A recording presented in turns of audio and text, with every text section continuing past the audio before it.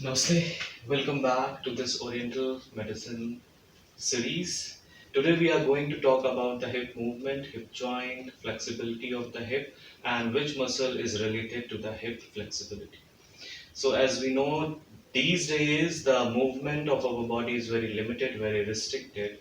So, how we can overcome this is just with the help of one muscle which is linked or which is crossing the hip and which is very important for the hip stability, hip movement.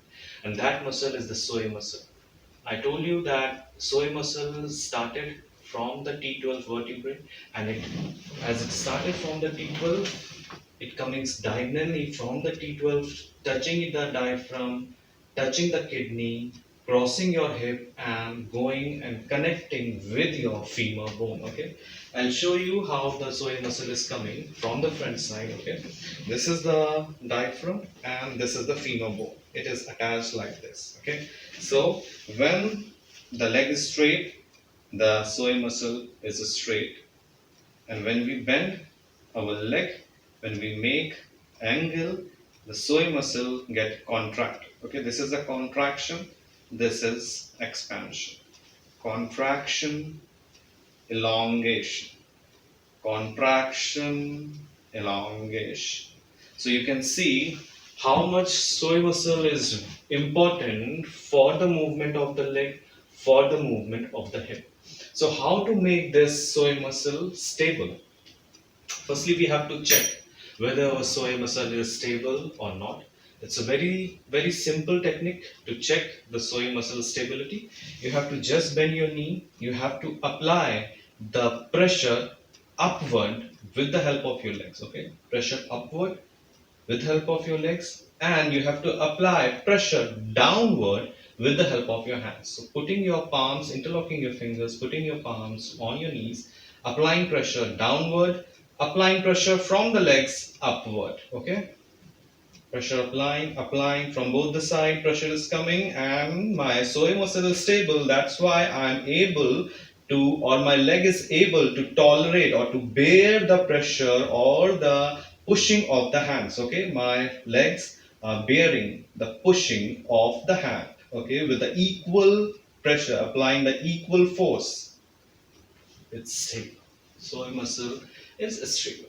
So suppose now my psoas muscle is very weak. Okay, I'm applying pressure from my hand. I'm also applying pressure, pushing the hand upward. But because the psoas muscle is very weak, I cannot bear the pressure of my hand. I cannot bear the pressure of my hand. I cannot bear the pressure of my hand because my psoas muscles are weak. So my leg is going down. So now you can understand how much the psoas muscle is important. Why it is important? Because it is directly linked with the diaphragm, which is helpful in the breathing, very important. It is linked with the kidney, which is very important because kidney makes the adrenal hormone, which is helpful when the situation of your body comes in the stress. Okay, adrenal hormone is very important. Psoas muscle is also linked with the involvement of the adrenal hormone. So now the task for ourselves is to make the psoas muscle stable. How can we make the psoas muscle stable? There are few techniques, very simple, but still very effective technique. First is that just standing, taking your feet hip width apart, bend your knee and try to take your thighs towards your chest. Inhale, exhale down. Inhale up, exhale down. Inhale up, exhale down. Inhale up, exhale down. Likewise, you can go with the other hand.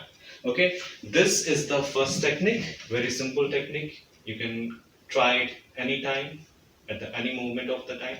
Second technique is we have to go with the flexion and extension of the leg. Okay, how we have to go? Again, standing on your feet, inhaling, taking your leg up, flexion, extension, flexion, extension, flexion, extension. Likewise, you can go with the other leg. Okay, this is the second technique for psoas muscle stability. The third technique is also is with the help of your leg. Okay, so what you have to do, just bending your knee, make your calf muscles paddle with the floor. Okay, and this time to make yourself more comfortable, you can interlock your fingers and put your or hug your thighs here. Now with inhale, you have to stretch your foot towards you. You have to stretch your foot towards you with inhale, stretching or taking the foot towards you. Exhale, foot going forward. Inhale, foot is coming back. Exhale, forward. Inhale, back. Exhale, forward. So this exercise you can also do with the, or you have to do with the other leg also. So this is the third technique. You can use these technique, or you can practice these technique for 3 to 4 minutes according to your comfort. If you feel tired in between, you can take relax and again join with the practice. No problem in that. And the other technique is a very important technique. So suppose if it's very difficult for you to go with any of these three techniques, you can just simply with the use of your hand, okay, as we know that our body is charged with the energies, electric energies, biological, electromagnetic energies. Our nervous system have those energies which keep on flowing through our body. So with the help of those energies which are present in our hand, we can heal or we can cure ourselves by becoming very mindful. Okay, remember that whatever technique we are learning or whatever technique we are going to do or follow in our life, it should be very mindful. Okay, we have to think, we have to feel that the part of our body is getting cured, is getting healed, whichever part we want to heal up. Okay, so the fourth technique is that, as we have already said, as I have said already, that the psoas muscle is coming from the T12 vertebrae. So near T12 vertebrae, we have a kidney. Okay, so now this time we are going to warm up the kidney from where the psoas muscle is going through. Okay, so how to find out where the kidney is? It's a simple check that you have to put your palm on your thigh. Okay, palms near thigh. Now the elbow, this is the elbow. Elbow is coming in and making the horizontal line with your back. Okay, so this is the horizontal line making by the elbow on your back, just beside your spine. This point is where your kidney is. So this point you can warm it up. Okay, you can warm with the help of your hand this point, and you can make your psoas muscle stable. This is very simple but still very effective technique according to Oriental medicine.